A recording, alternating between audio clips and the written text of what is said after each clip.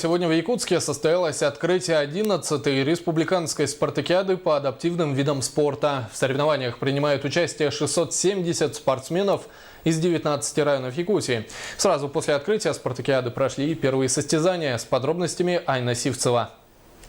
С этого года спартакиада проходит по 5 направлениям, в каждом по 3 вида спорта. В первый день прошли соревнования по легкой атлетике, настольному теннису и волейболу.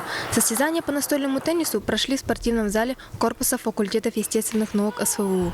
Выступили 18 команд, в частности из Верхоянска, Алдана и Нерюнгри. Количество участников ежегодно добавляется. Если у нас в 2004 году было участников 120, на сегодня у нас уже 681 участников. В это же время во Дворце спорта 50 лет Победы проходили соревнования по волейболу. При этом их разделили на 2 вида – волейбол стоя и волейбол сидя. Здесь приняли участие 30 команд. Соревнования будут проводиться в 2 этапа.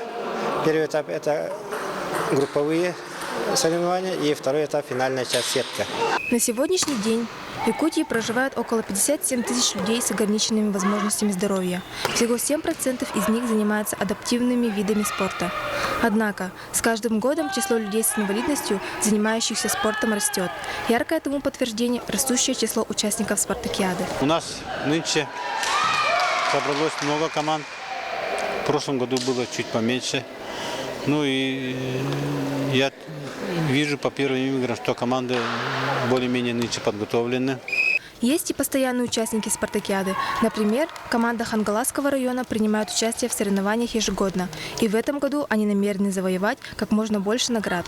Участвуем по видам волейбол, сидящий волейбол, настольный теннис, русские шашки и бег на 100 метров.